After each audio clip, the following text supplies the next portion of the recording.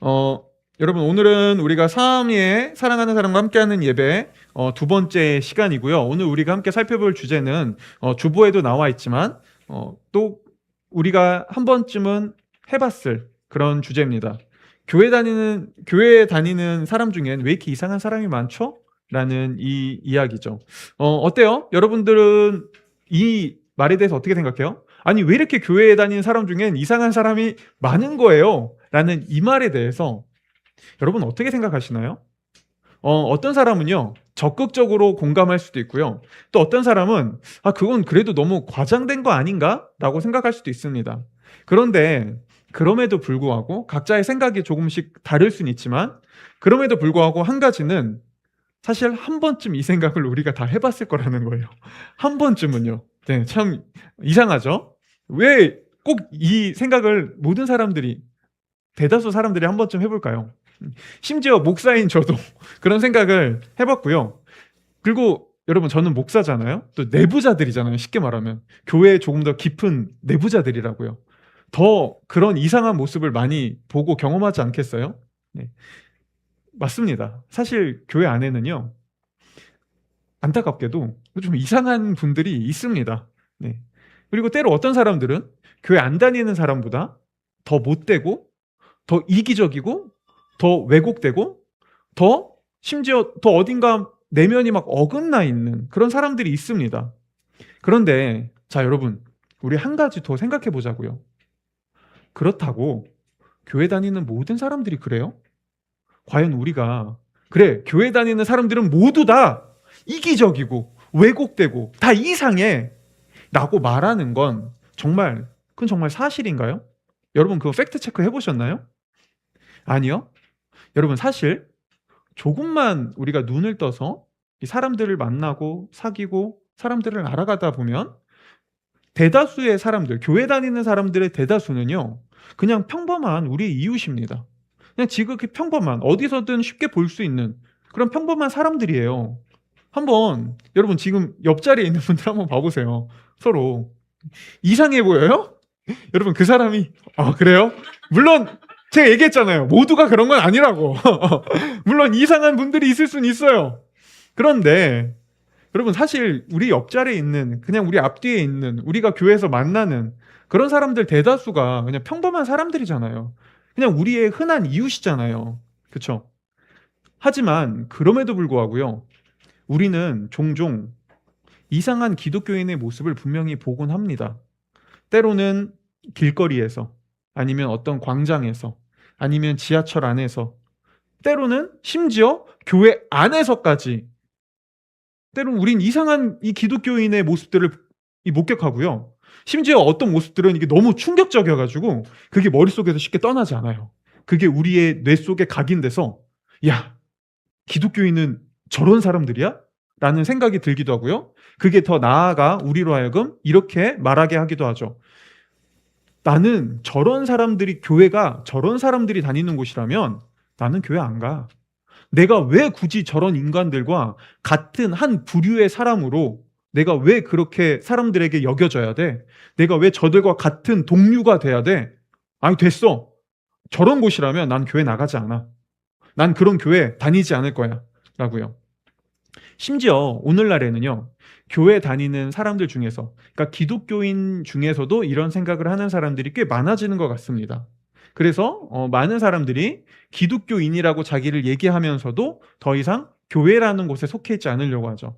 그래서 이런 사람들은요, 이렇게 얘기합니다. 제가 최근에 이 다리를 좀 다쳐가지고 이제 쓸데없는 얘기하면 안 되는데, 다음 주에 이제 저희 대회가 있어서 대회 준비 겸 조금 더 다리를 관리하러 정형외과에 갔는데, 이제 거기 간호사 한 분이 저한테 뭐 하시는 분이시길래 축구를 그렇게 일주일에 3번씩이나 하세요? 이렇게 물어보시더라고요. 그래서 제가 좀 목사입니다 했더니 너무 놀라는 거예요. 목사님이라고요?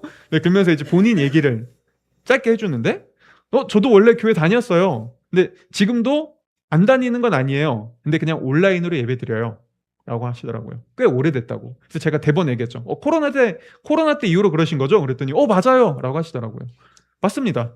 네. 사실 코로나 때 이후에 꼭 또 코로나가 아니더라도 많은 사람들이 이런 교회의 실망스러운 모습 때문에, 아니면 교회 공동체 안에서 내가 경험했던 그런 상처 때문에 나는 기독교인이지만 교회엔 다니지 않습니다.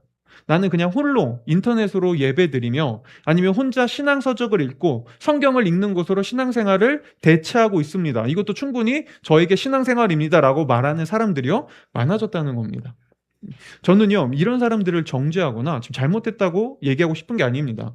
물론 그게 그렇게 건강한 모습이라고도 말할 수는 없죠. 근데 하지만 적어도 한 가지 분명한 건 많은 사람들이 교회에 대한 실망과 아픔과 상처를 경험한 사람들이 꽤 많다는 거예요. 자, 이 자리에 있는 분들 중에서도 그런 분들 분명히 계실 겁니다. 그리고 그런 비슷한 생각을 하고 있는 분들이 있겠죠. 그런 분들에게 저는 한 가지 위로를 드리고 싶어요. 그건 바로 이겁니다.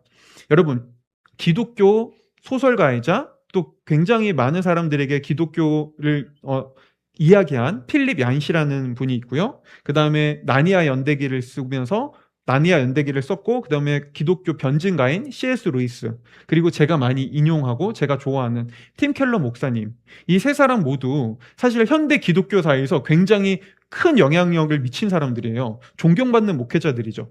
근데 이 세 사람 모두요 예전에 교회에 대한 상처와 부정적 인식 때문에 세 분 모두 교회를 떠난 적이 있다는 거예요. 그런데 이 세 사람에겐 또 하나의 공통점이 있습니다. 이 세 사람은 모두 교회를 통해 교회에 대한 아픔과 상처를 회복했다는 겁니다. 그 중에 기독교 극작가인 필립 얀시의 이야기를 하나 들려드릴게요. 그는 이렇게 얘기합니다. 앞에 자막으로도 있습니다. 와우, 이미지까지 지원이가.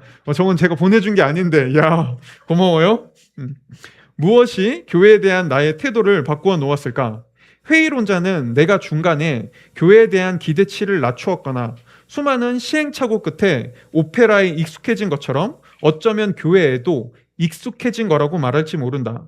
하지만 나는 뭔가 다른 요인이 있음을 느낀다. 교회는 다른 어떤 방식으로도 채워지지 않을 내 안에 어떤 필요를 채워준다. 십자가의 성 요한은 고결한 영혼이 홀로 있으면 불붙은 석탄이 홀로 있는 것과 같아서 더 뜨거워지는 게 아니라 더 식는다고 썼다. 나는 이 말이 진정 옳다고 믿는다. 라고요. 여러분, 근데 이 필립 얀시의 말, 홀로 있는 석탄은 결국엔 더 뜨거워지는 게 아니라 금방 식어버린다라는 이 말은요, 사실 기독교인에게만 해당되는 건 아닙니다. 이거는 모든 사람들에게 해당되는 말이죠. 오늘날에도 꼭 교회뿐만 아니라요. 사실 오늘날 현대 사람들은 관계에 대한 많은 아픔과 상처를 가지고 있습니다. 그리고 사실 오늘날 우리는 야, 그렇게 힘들게 관계 맺을 필요 없어. 그냥 연 끊어라는 말을 많이 듣고 살아온 시대죠. 근데 과거엔 달랐어요. 과거에는요, 우리가 관계 안에서 갈등과 어려움을 겪을 때, 그때 시대의 우리 부모님 시대의 세계관, 사실 인류 대부분의 세계관은 이렇게 얘기해주는 세계관이었습니다. 야, 관계는 원래 그런 거야. 너에게 맞는 사람이라는 게 어딨니? 서로 맞춰가며, 화합해가며, 서로 용납해가며 사는 거지. 그게 관계야 라고 얘기했었다고요. 인류는 대부분. 근데 현대 사회가 되면서 최근에 우리가 듣는 얘기, 야, 뭐하러 그렇게까지 관계 맺어? 그냥 끊어. 그래서요, 오늘날 현대 사람들도 교회를 다니지 않아도 관계를 많이 끊습니다. 그냥 홀로 편안한 삶을 살면 된다고 생각합니다. 네, 그런데 그렇게 살면 좀 편하긴 해요. 그런데 생각해 보자고요. 여러분, 정말 나 홀로 방구석에 있는 삶이 더욱더 삶에 열정적이 되고 삶이 더 뜨거워지며 내가 더 뭔가 인생이 충만해지나요? 편한 것과 삶이 더 뜨거워지고 삶이 더 충만해지고 삶이 더 우리 내면이 더 가득해지는 건 다른 문제입니다. 혼자 있으면 편해요. 근데 우리의 내면은 어떻게 되죠? 점점 식어가고요. 점점 냉랭해져 가고요. 점점 허기집니다. 뭔가 허무해져 가죠. 왜 그럴까요? 오늘날 세상의 한쪽에서는요, 혼자 있는 인간의 내면이 점점 식어지고 외롭고 공허해지는 이유를 가지고 이렇게 얘기합니다. 인간이 혼자서 살기 어려운 이유는 인간이 그런 식으로 진화했기 때문입니다. 인간에게 관계와 공동체가 필요한 이유는 공동체가 다른 관계들이 인간의 생존 방식에 유리하게 여겨졌기 때문에 그 방식으로 진화해서 지금도 우리에겐 인간에게 모두 관계가 중요한 겁니다 라고 이야기합니다. 자, 세상의 한쪽에서는 얘기하는 거예요. 우리에게 관계가 중요한 이유는 그게 생존 방식에 유리하기 때문입니다라고요. 자, 그렇게 생각할 수 있습니다. 내가 그걸 믿고 받아들일 수 있어요. 그런데 여러분, 정말 내 주변에 있는 관계를 그렇게 바라보세요? 여러분 주변에 있는 친구들, 내가 소중하게 여기는 나의 가족들, 나의 때로는 나와 잘 합이 잘 맞는 그런 동료들, 굉장히 나랑 오랜 시간 함께한 내 주변에 아주 깊은 관계들, 그 사람들을 여러분 왜 관계를 맺어요? 왜 그 사람들이 소중하죠? 이렇게 생각하나요? 그래, 이 사람이 나와 함께하는 게 내 생존에 유리해서야. 이 사람은 나의 생존을 위해 꼭 필요해 라고 여기냐고요. 단순히 내 생존 때문에 여러분 관계가 중요한 거예요? 아무도 그런 식으로 관계를 맺지 않습니다. 심지어 여러분, 만약에 누군가가 나와 그런 방식으로 관계를 맺으면 어떨 것 같아요? 우리가 물어보는 거죠. 야, 너는 내가 왜 좋아? 너는 나랑 왜 친구가 됐어? 너는 왜 나랑 관계를 이렇게 맺는 거야? 라고 할 때 그 사람이 이렇게 얘기하면요. 그게 내 생존에 유리하거든. 너가 내 생존에게 꼭 필요해. 너는 나를 위해 필요한 거야. 누군가가 나를 그렇게 대하면 여러분 좋겠나요? 아니요. 우리는 누군가가 나를 자신의 생존에 유리한 방식으로, 자신의 이기심으로 관계를 맺는 것도 원하지 않습니다. 그렇죠? 우리의 내면은 그런 식으로 관계가 맺어지면 안 된다고 이미 얘기하고 있다고요. 자, 그렇다면 성경은 왜 우리에게 관계가 필요하다고 얘기할까요? 성경은 생각보다 단순하게 이야기합니다. 하나님이 인간을 세상 속에 혼자 덩그러니 혼자 살아갈 수 있는 존재로 창조하지 않으셨거든요. 하나님은 인간을 하나님의 동일한 형상인 다른 인간과 함께 서로가 서로의 체온을 느끼고, 서로가 서로를 위로하며, 서로가 서로의 부족한 부분들을 서로가 채워주고, 함께 손을 잡으며 그 온기를 같이 느끼는 존재로 창조했기 때문이라고 얘기하거든요. 그리고 바로 이게요, 필립 얀시가 교회를 통해 그가 경험하고 알게 됐던 겁니다. 자, 하지만 이 말을 듣고도 우리는 이런 질문을 충분히 할 수 있습니다. 진짜요? 교회가 그런 관계를 허락해주고, 교회가 그런 관계의 치유와 필립 얀시가 얘기했던 그런 관계의 뜨거움을 우리에게 다시 전달해 줄 수 있다고요? 정말요? 근데 왜 제가 경험해온 기독교인들, 때로는 교회 다니는 사람들조차 그런 얘기 별로 안 하던데요? 오히려 교회 다니는 내 주변에 있는 사람들과 이야기할 때 보면은 교회 안에서 그런 따뜻함과 위로와 치유를 경험하기보다 오히려 갈등과 문제와 오히려 부정적인 얘기들을 더 많이 하던데요? 그 사람들 얘기 들어보면 교회 안에 너무나 이상한 사람들이 너무나 많던데요? 이상한 이야기가 너무나 많던데요? 자, 왜 그렇다면 여전히 교회 안에는 그런 이상한 일들이 일어날까요? 물론 이따 우리가 조금 더 자세하게 살펴볼 테지만, 헨리 나우엔의, 이 기독교 영성가인 헨리 나우엔의 말을 통해 여기에 대한 짧은 답을 좀 드리고 싶은데요. 여러분, 헨리 나우엔은요, 하버드와 예일 대학교에서 학생들을 가르쳤던 매우 뛰어난 석학자였습니다. 그런데 이 헨리 나우엔은 어느 날 우연히 캐나다에 있는 라로시 데이브레이크라는 한 작은 이 공동체에 참여하게 돼요, 봉사로. 근데 그곳에 그 공동체에 참여했다가 헨리 나우엔은 이 공동체의 힘을 발견합니다. 세상 그 어떤 누구도 줄 수 없는 공동체에서 자신이 경험할 수 있는 위로를 발견해요.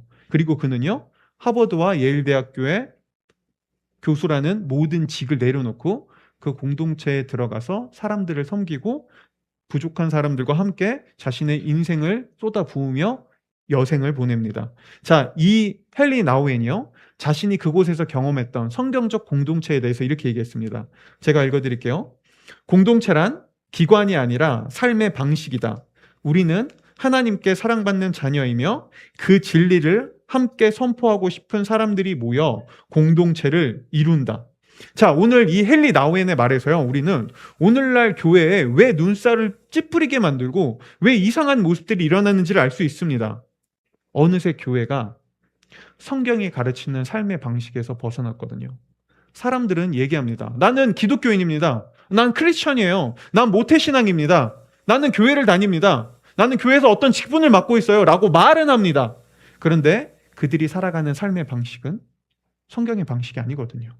그들은 세상의 방식, 세상에서 자기가 가지고 있는 그 세상의 지위의 방식, 세상의 회사에서 자기가 경험하는 그 회사의 방식, 그 방식으로 여전히 삶을 대하고 삶을 살아가거든요. 그렇죠? 그러니 변화가 없죠. 그런데 이 헬레 나우엔의 말은요, 반대도 존재할 수 있음을 보여주죠. 만약 우리가, 교회가 성경의 방식대로 살아갈 수 있다면, 성경의 방식대로 다시 삶을 되돌릴 수 있다면, 여전히 교회는요, 수많은 사람들을 회복시키고 수많은 사람들을 치유하며 세상에 없을 그런 공동체를 만들 수 있다는 것이죠. 자, 그렇다면 오늘 우리가 함께 살펴볼 건 두 가지입니다. 어떻게 이런 교회가 가능할까요? 도대체 어떤 식으로 이런 공동체를 우리는 경험할 수 있을까요? 여기에 대해 우리는 오늘 크게 두 가지로 교회에 이상한 사람이 많은 두 가지 이유를 살펴볼 거고요. 그 다음에 교회가 다시 성경의 가르침대로 돌아갈 때 어떤 회복을 줄 수 있을지에 대해서 얘기할 겁니다. 먼저 교회에 이상한 사람이 많은 첫 번째 이유를 얘기해 볼게요. 자, 여러분, 교회에 왜 이렇게 이상한 사람이 많을까요? 그 첫 번째 이유는 이겁니다. 교회엔 정말 이상한 사람이 많거든요. 네, 그게 교회에 이상한 사람이 많은 이유입니다. 네, 교회엔 정말 이상한 사람이 많아요. 네, 예전에 제가 한 유튜버의 영상을 본 적이 있거든요. 근데 이 유튜버가 어느 날 이 미국 애틀란타에 있는 한 한인교회 방문했어요. 근데 이 유튜버는 기독교인이 아니에요. 평생 살면서 교회를 다녀본 적도 없는 사람이에요. 한 번도 안 가봤어요. 근데 그때 애틀란타에서 컨텐츠로 미국에 있는 한인교회를 처음으로 가본 거예요. 그냥 컨텐츠로. 그래서 거기서 그 교회에 대해서 처음으로 막 소개도 듣고 교회에 대한 이야기도 듣고 그 사람이 자기가 가지고 있는 질문들에 대해서도 막 질문하고 답변을 듣는 그런 컨텐츠였는데요.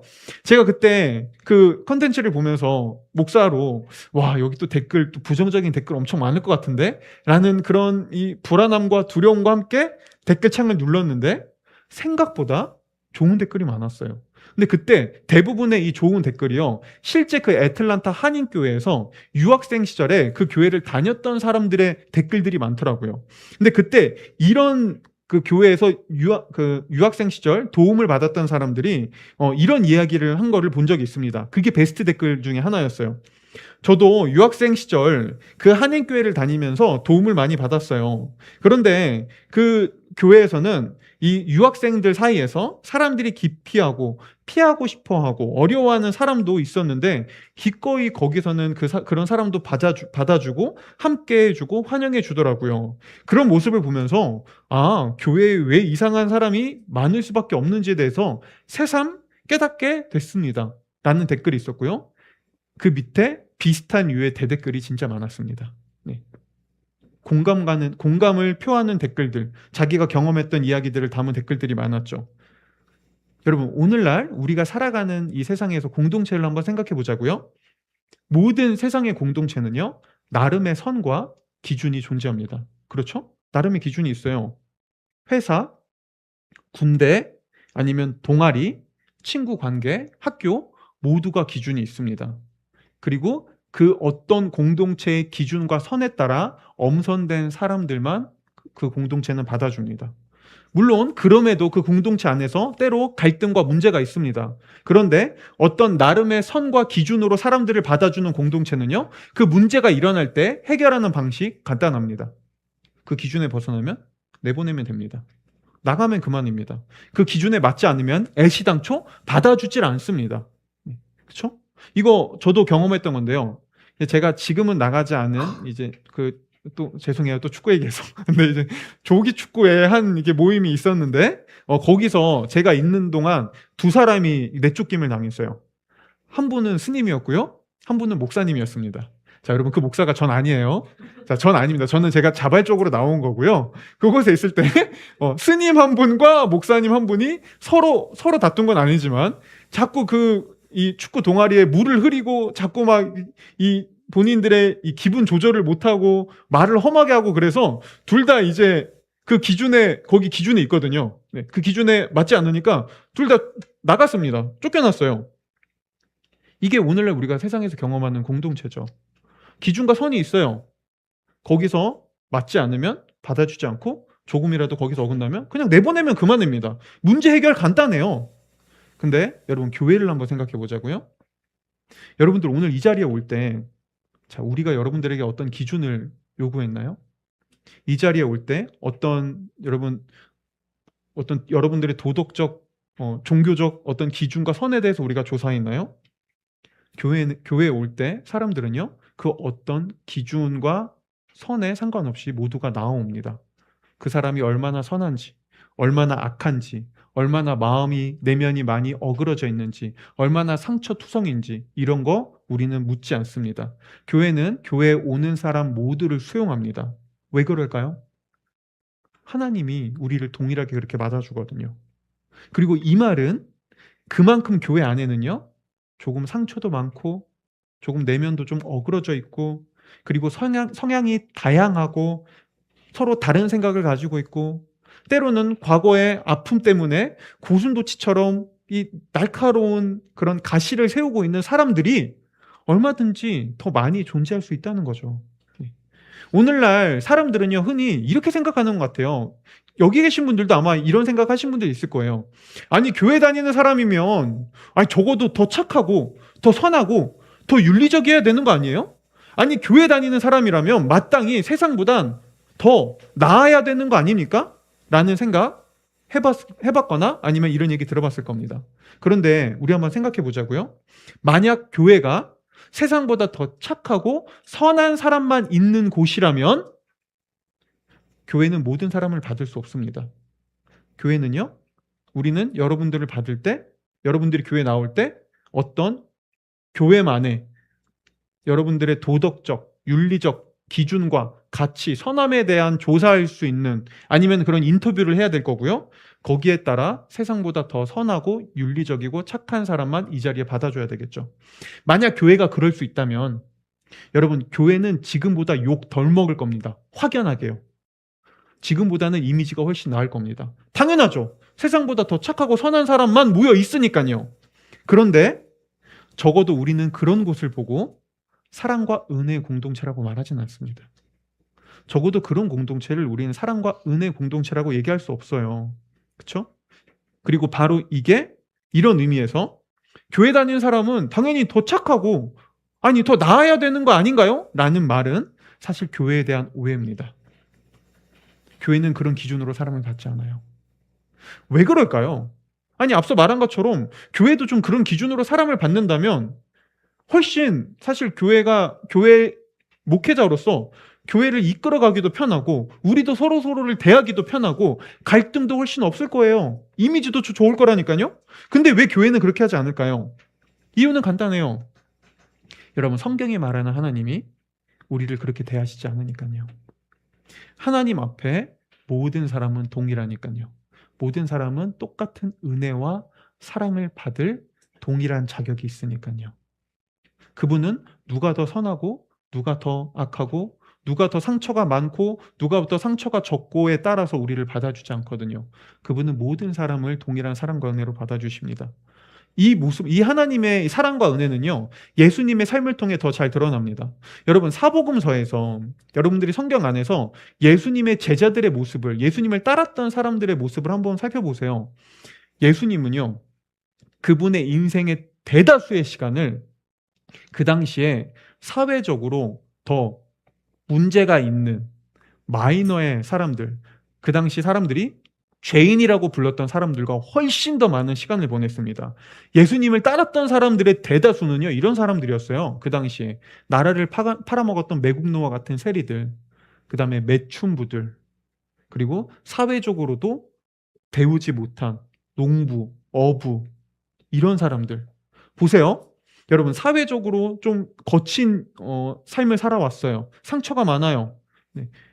사회적으로 성공하지 못한 죄인이라 부르는 사람들, 사창가에서 지내온 사람들이에요.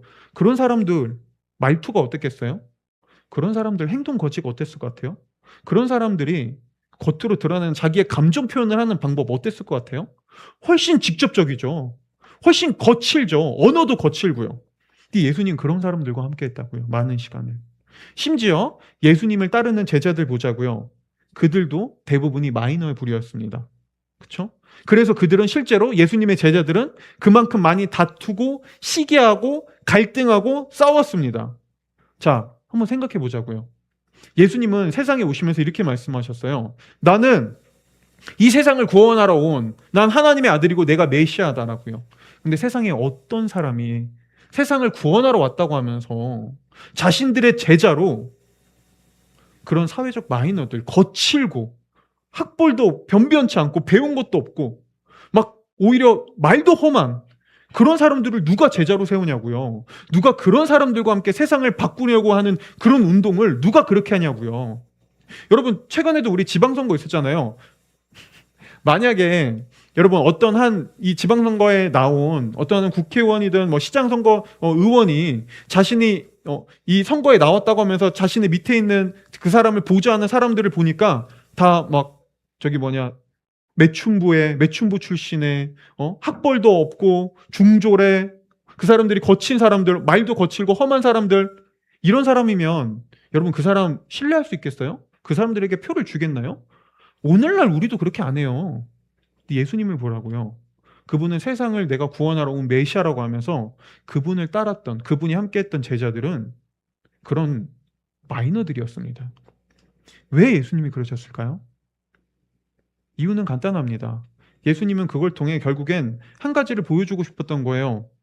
예수님은 단순히 사람을 윤리 도덕적으로 선함과 어떤 그들의 좋음의 이 사회적 기준으로 사람들을 대하시지 않는다는 것을요.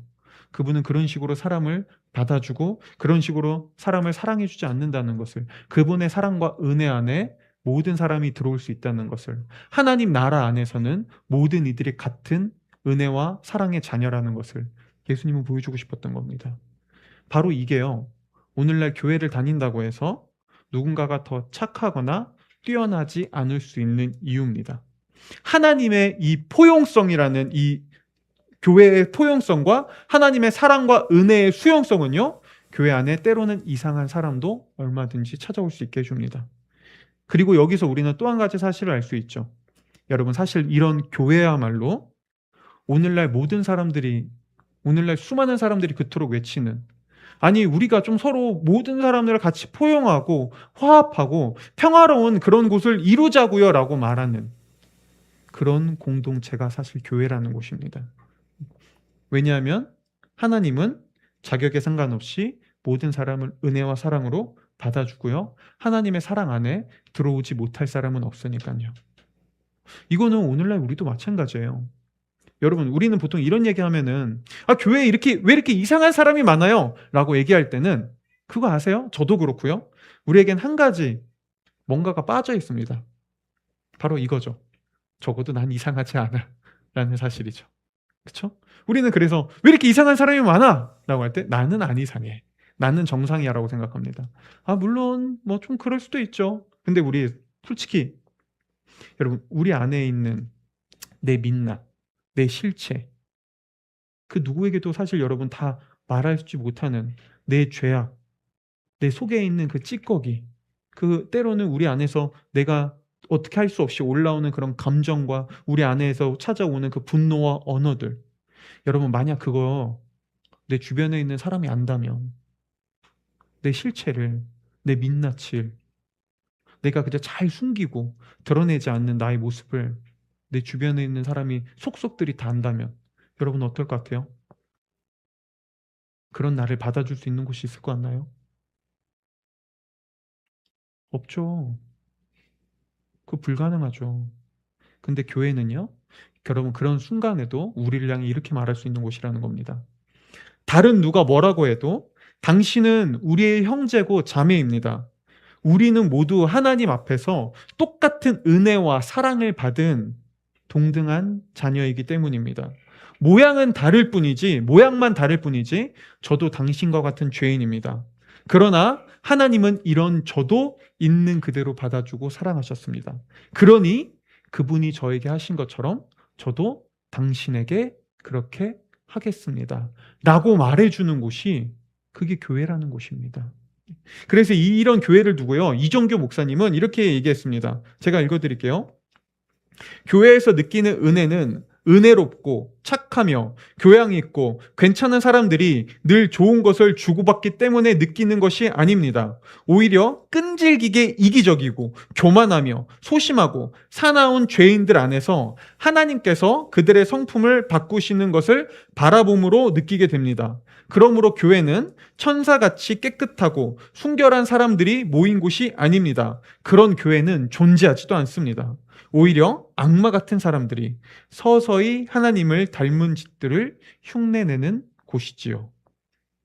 여러분, 오늘날 우리가 살아가는 이 세상의 이 공동체들을 한번 생각해 볼까요? 어때요?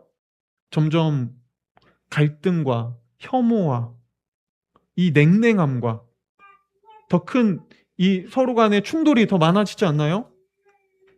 당연하죠. 왜 그럴까요? 왜 우리가 살아가는 세상의 모든 공동체들은 말은 이야기해요. 우리 서로 하나 됩시다. 우리 화합합시다. 평화를 이루자고요 라고 말합니다. 근데 그거 못 이뤄요. 실제로는 세상은 점점 더 갈등하고 점점 더 서로 싸웁니다. 왜 그러죠? 이유는 간단합니다. 모든 사람들이 각자의 기준으로 사람들을 대하거든요. 타인을 대하는 기준이 다 나에게 있거든요. 내가 생각하는 옳음, 내가 생각하는 도덕적 기준, 내가 생각하는 윤리 도덕적 기준, 내가 생각하는 옳음이라는 그런 이념을 가지고 상대방을 대하거든요. 그러니까 아니 좀 우리 하나를 이루자고요 라고 얘기하는데 정작 하나를 못 이뤄요. 그런데 성경이 말하는 것은 다릅니다. 성경은 나와 부족한 사람도, 기준이 다른 사람도 우리는 동일하게 바라보게 해줍니다. 어떻게요? 이렇게요. 우리는 모두 죄인입니다. 당신과 내가 얼룩진 부분이 다를 뿐입니다.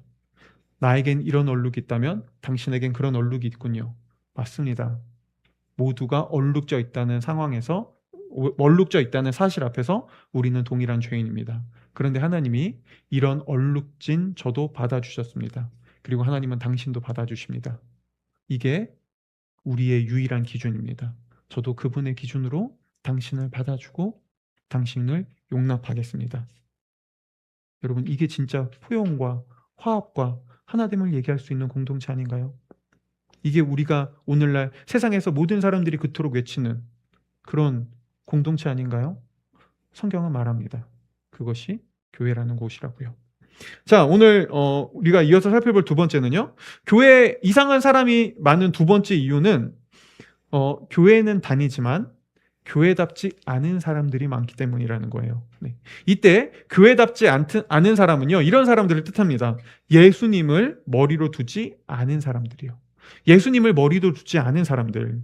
성경은요, 예수님과 교회의 관계를 여러 가지 모습으로 비유해줘요. 근데 그 중에 하나가 예수님이 곧 교회의 머리라는 거예요. 그게 바로 골로새서 1장 18절이거든요. 이건 한번 우리 다 같이 읽어볼까요? 골로새서 1장 18절 한번 읽어보겠습니다. 시작.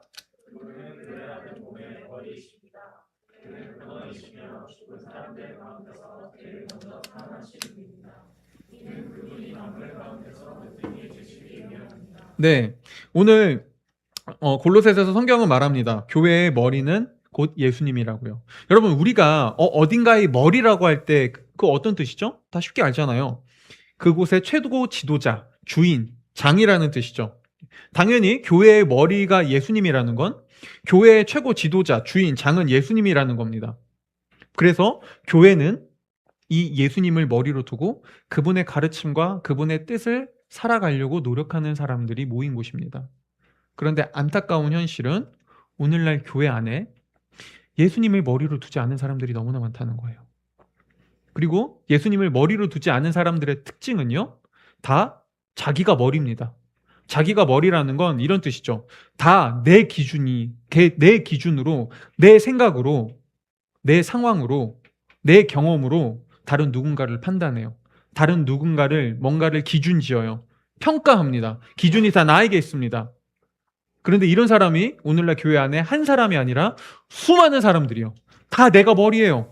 다 자기가 머리 노릇합니다. 각자의 기준과 각자의 이념과 각자의 가치관으로 서로를 대합니다. 어떤 일이 일어날까요? 당연히 분열하죠. 당연히 분쟁과 논쟁과 싸움이, 갈등이 끊이질 않죠. 근데 여기서 한술 더 떠서요. 어떤 교회들은요, 목회자들이 이렇게 얘기하기도 합니다. 목사가 교회의 머리라고까지 얘기하죠.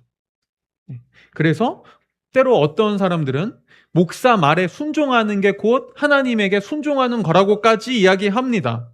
여러분, 저는 목회자를 존중하는 건 중요하다고 생각해요. 그리고 사실 오늘날 점점 탈권위적 시대에서 오히려 잠깐만요. 하울링이 자꾸 나네요. 하울링 좀 개인 좀 줄여줄래요?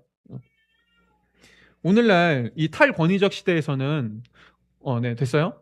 오히려 목회자에 대한 존중을 좀 강조해야 된다고 봐요. 근데 목회자를 존중하는 것과 제가 여러분들의 머리라는 건 아니에요. 아니, 제가 뭐라고 여러분들의 머리가 될 수 있어요. 그러면 아니, 나도 다 옳지 않은데, 아니 이건 우리 교회 사람들이라면, 저를 좀 아는 사람이라면 누구나 다 공감하는 사실 아닌가요? 나도 이상한데, 이상한 내가 여러분들의 머리를 대면 다 이상하시죠. 그쵸? 세비치도 맞대요. 네. 여러분, 목사도 예수님을 머리로 두지 않으면 이상하고 왜곡됩니다. 그리고 바로 이게 오늘날 우리가 때로 이상한 교회 공동체를 경험하는 이유죠. 하지만 여러분, 그런 모두가 다 자기 각기가 내가 머리가 돼서 내 마음대로 하려고 하는 그런 이상한 교회들만 있는 건 아닙니다.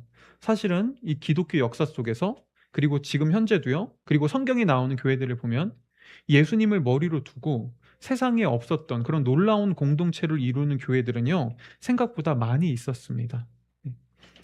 한번 초대교회를 이 중에서 한번 예로 들어볼까요? 여러분, 초대교회를 한번 생각해 보자고요. 초대교회는 지금보다 갈등이 덜했을까요? 지금보다 갈등의 요소가 덜했을까요? 아니요. 초대교회엔 오히려 갈등의 요소가 훨씬 많았어요. 왜냐하면 여러분, 현대사회는 그래도 교육의 수준이, 경제적 수준이, 그 다음에 인권의 인식이 거의 비슷합니다. 많은 부분 올라왔어요.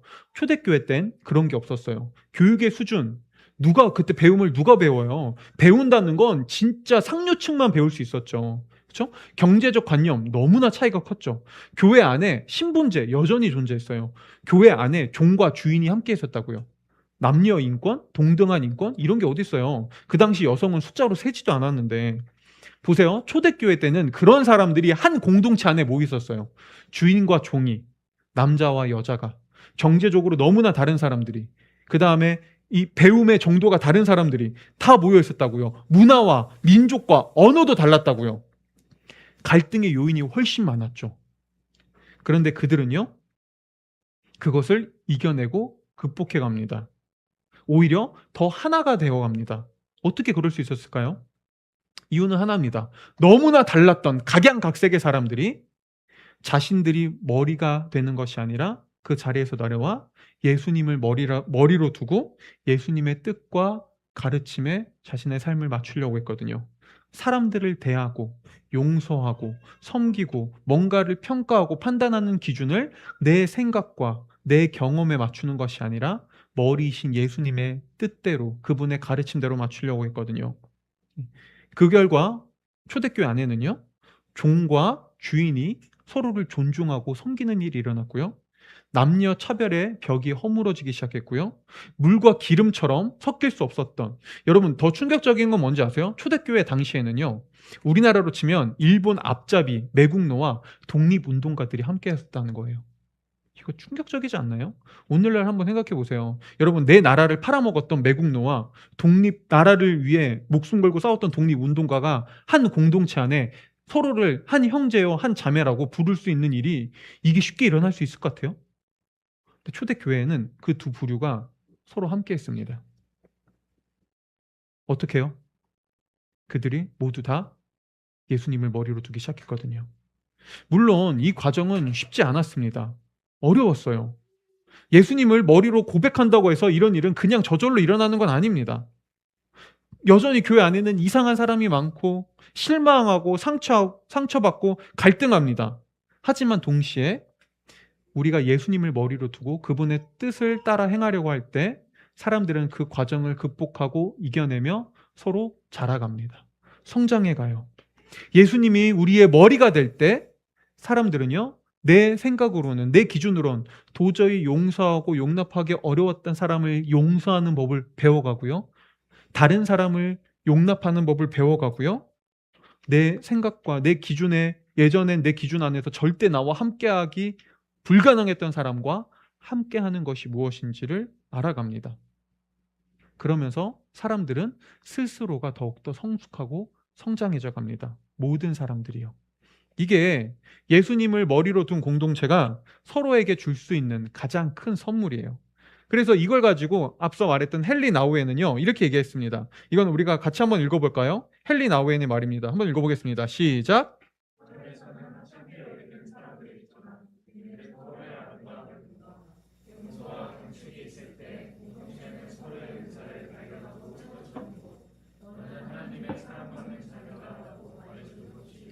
네, 여러분 우리 한번 이런 공동체를 상상해 볼까요? 세상의 기준이 아니라 하나님의 눈으로 서로가 서로를 있는 그대로 바라봐주는 공동체. 서로를 그 모습 그대로 그냥 축복하고 그 모습을 경축해주는 공동체. 서로가 서로를 비교하고 그것 때문에 자괴감에 빠지는 것이 아니라 서로가 서로의 은사를 있는 그대로 축복하고 그것을 오히려 그 사람이 그 은사를 더 세워줄 수 있도록 도와주는 공동체. 예수님의 말씀을 따라 그분을 머리로 두고 내가 먼저 당신을 섬기겠습니다. 아니요. 제가 먼저 당신을 더 섬기겠습니다라고 서로가 서로의 섬김을 더 이야기하는 공동체. 하나님 안에서 하나님이 나에게 그렇게 하신 것처럼 나도 당신을 사랑하는 것을 포기하지 않겠습니다. 라고 말하며 서로를 사랑하려고 하는 공동체. 이런 공동체 안에서요, 우리는 예수님을 닮아갑니다. 그분을 닮기까지 성장해 갑니다. 여러분, 이게 성경이 말하는 공동체, 교회예요. 교회는 단순히 이상한 사람이 많은 곳이 아닙니다.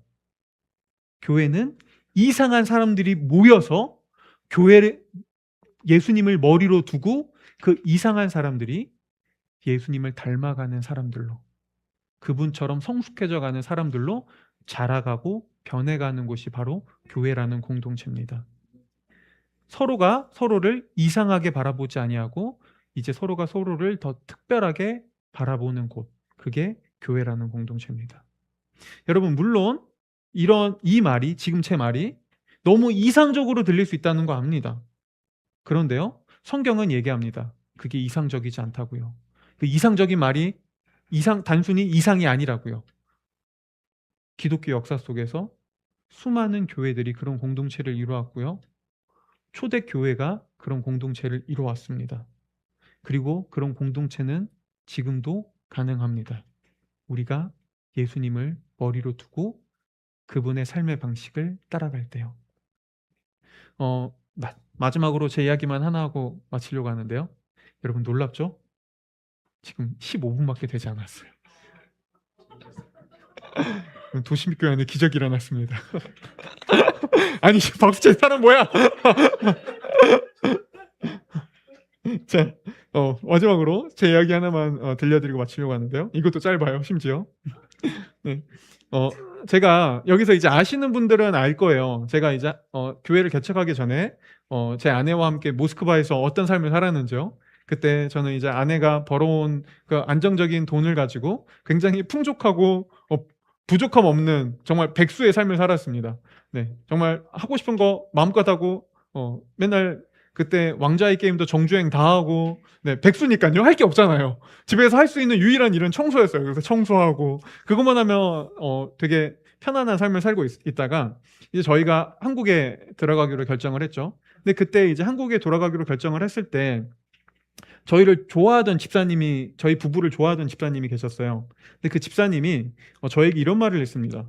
목사님, 저는 왜 굳이 목사님이 한국으로 들어가려고 하는지 이유를 모르겠습니다.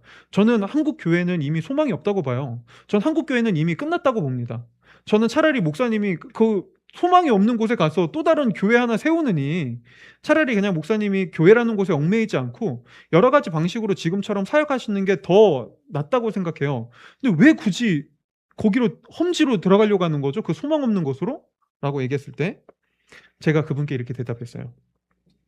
하나님이 여전히 한국을 그리고 그분의 교회를 사랑하시니까요. 그분이 여전히 교회를 사랑하시거든요. 그래서 저는 그 일을 포기할 수 없습니다라고요. 여러분, 바로 이게 도신빛 교회가 이 서울이라는 곳에 세워진 이유입니다.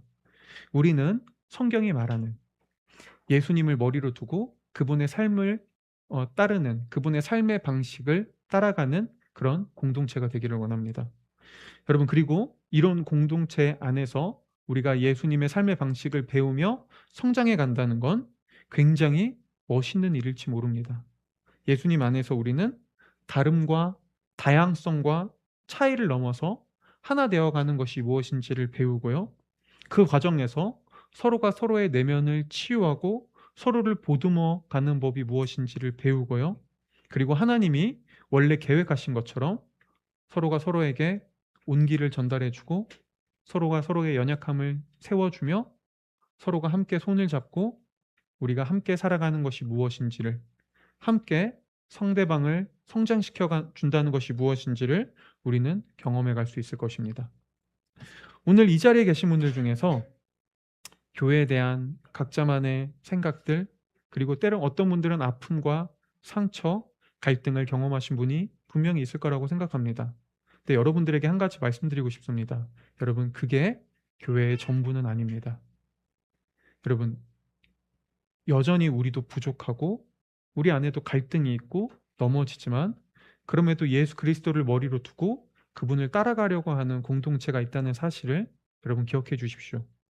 그리고 여러분 또한 그런 공동체 안에서 예수님을 따라가는 것이 무엇인지를 배우고 연습해 가는 것을 저는 한번 추천드리고 싶습니다. 네, 기도하겠습니다.